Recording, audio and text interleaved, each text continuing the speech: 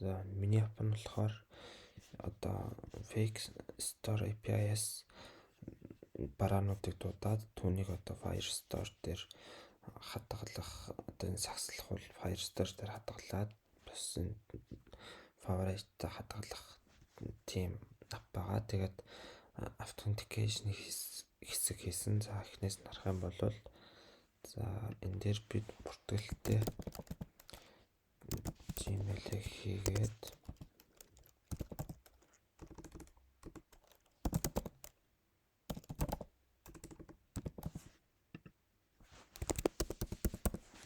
ингэх юм бол бүртгэлтэй авах юм бол оруулна, бүртгэлгүй авах юм бол оруулахгүй байгаа даа.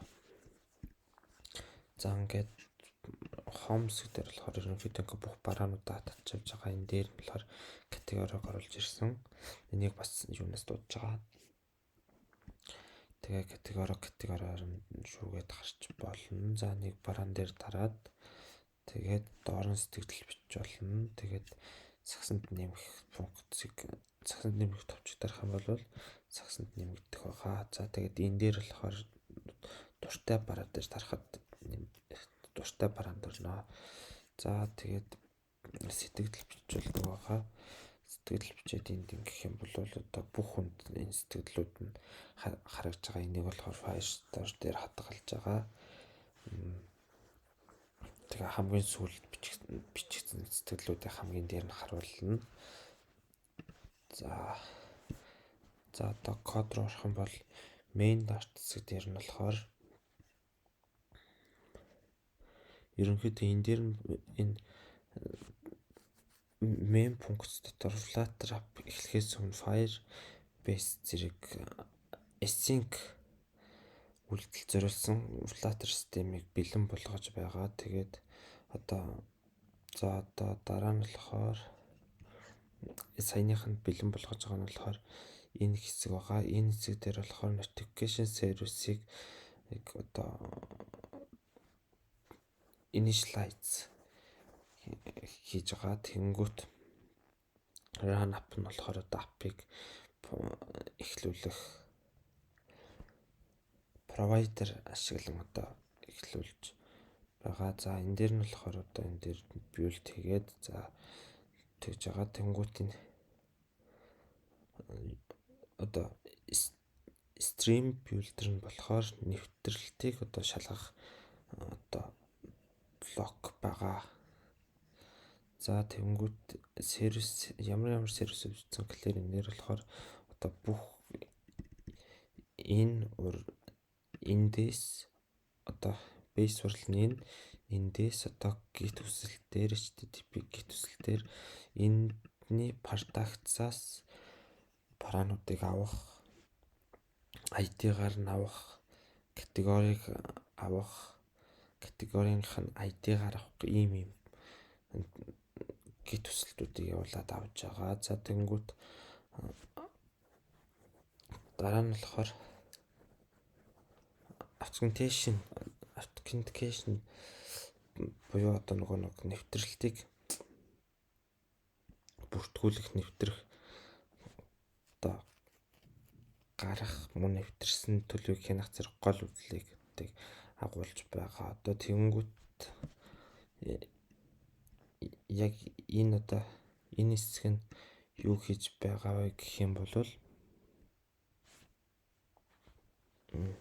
одоо ашиглахын энэ одоо Firebase-с authentication үйлчилгээг ашиглахын тулд ингээд instance-ийг ашиглаж одоо энэ instance-ийг ашиглаж байгаа. За тэнгүүт энэ болохоор одоо нөгөө одоогийн нэвтэрсэн хэсгийг буцаан тэгээ байхгүй бол нүүл гэж өгөн. Тэгмэд энэ нь болохоор одоо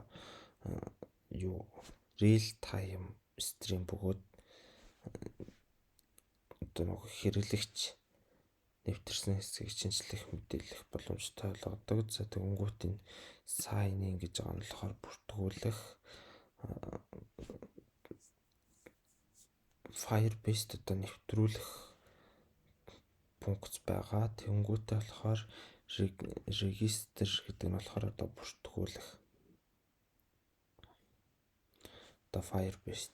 За тэгээд энэ болохоор Firebase-с гарах ийм юмнуудыг хийж байгаа. Firebase сервис одоо энэ дээр болохоор юу хийж байгаа бэ гэх юм бол ямар ч сан хамгийн эхлээд одоо Firebase Firestore-оос өгдлийг одоо Firebase Store-т хадгалах авахыг энэ дээр одоо эхлүүлж өгнө. Үндсэн тэгээд зорилго нь өмнөд тэнгуут тэгээд дараа нь болохоор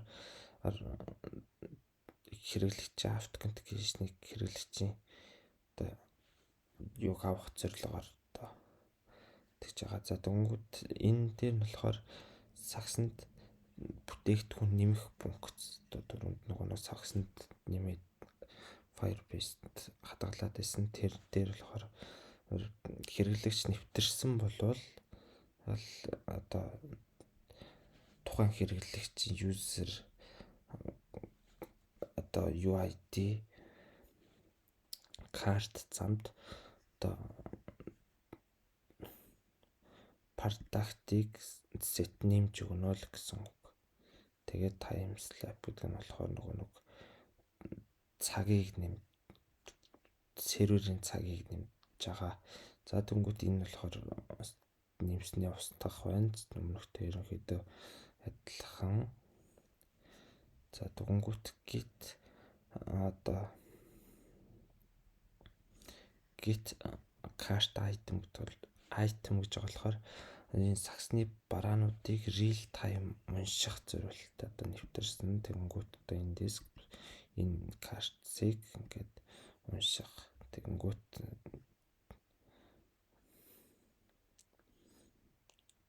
одоо энэ дээр дараа нь болохоор дуртай бараа нэмэх байгаа. Энэ дээр болохоор одоо эхлээд нэвтэрнэ. Тэнгуут одоо энэ үгээр нь Power Rights Collection одоо Firebase-ийн collection Power Rights гэсэн collection энэ үгээр нь ингээд нэмж өгнө гэсэн. За тэнгуут одоо ийм юм байна. За тэнгуут эднэр бол адилхан одоо түрүүнд энэ тул устгаад энэ тул яагаад за энд add comment гэж байгаа. Энэ нь болохоор бүтээгдэхүүний одоо сэтгэлдлийг одоо comments гэдэг collection-д нэмэх одоо ийм юмнуудыг тэгж нэмэхтэй. За тэгээд энэ дээр болохоор git real time унших юм харагдаж байна. За тэгээд notification service гэж байгаа. Notification service нь болохоор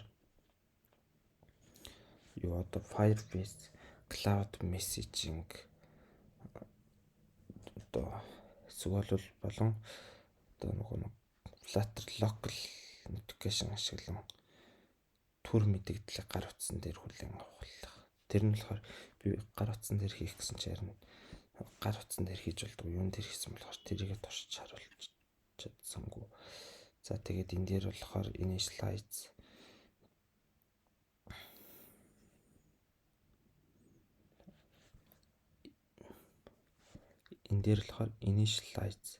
хийж байгаа. Тэгээд дараа нь болохоор энд болохоор одоо юунуудаа хэрэглэгчээс одоо notification харуулах зөвшөөрөл авна гэсэн үг. Тэгээд дараа нь болохоор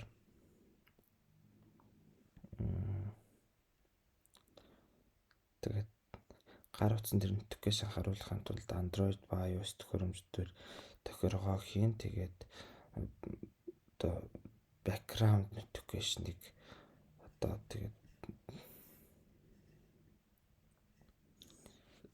background notification-ыг боловсруулах функц on background гэдэг одоо функцд одоо холбож өгч байгаа юм уу. Тэнгуут одоо дараа нь болохоор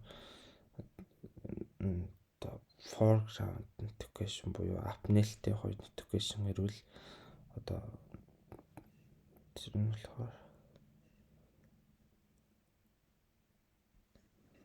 энэ дээр одоо UI одоо апнэлтэй хувьд notification юу яа дээр харуулнаа гэж байгаа. Тэгээд notification ирсэн үед юу болохыг харуулах нь болохоор энэ дээр байгаа. Тэгээд ингээд ийм шүү notification. За тэнгуут authentication одоо энэ одоо нөгөө нэг логин скрин байгаа. Тэнгуут логин скрин дээр болохоор одоо stateful буюу одоо төлөв хадгалдаг, төлөв солигдох шинээр яадаг тийм байгаа. За тэгээд энэ гол хэсэгчүүд нь бол эднэр байна. Тэнгүүд одоо форум зөв хэсгийг шалгах төлхүүр одоо имэйл нэт гэдэг иймэрхүү юмуд байгаа. Тэнгүүд submit form нь болохоор формыг баталгаажуулж validate хийж тэгээд нэвтрэх эсвэл бүртгүүлэх үйлдэл хийх функц нь байгаа. Тэгээд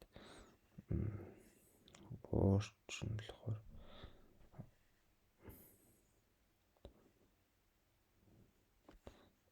энэ болохоор одоо юу loading spinner асаана.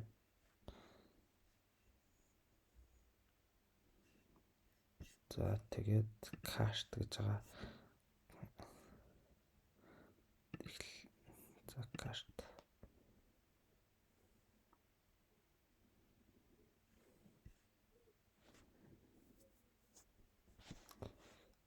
Home screen-ээс явчих. Тэнгүүт home screen нь болохоор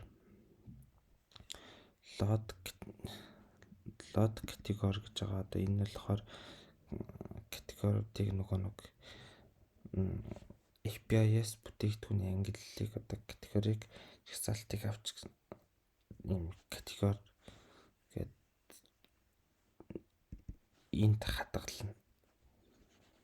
Одоо оноо тэнгүүт дараа нь болохоор load products гэж байгаа. Load products нь болохоор хэрэглэгчийн сонгосон одоо ангиллаас шалтгаалаад нь тэгээ нөгөө бүтээгдэхүүний жагсаалтыг API-с ягаад тэгээд энд хувьсагчд хадгална. Тэгээд одоо энэ доор нь UI дээр нь бол тэгээд түрүүний харагдсан UI-ууд харагдаж байгаа. Тэгээд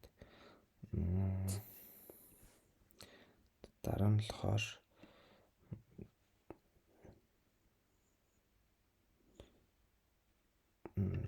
product гэж байгаа. Одоо энэ нь болохоор product-ийн нөгөө нэг юу дэлгэрэнгүй харуулж байгаа. Тэгээд одоо тэр тухайн product дээр юу одоо сагсан нэмэлт товчийг дарах юм бол энэ функц ажиллана гэд нэг PowerPoint нь бас ер нь төстэй.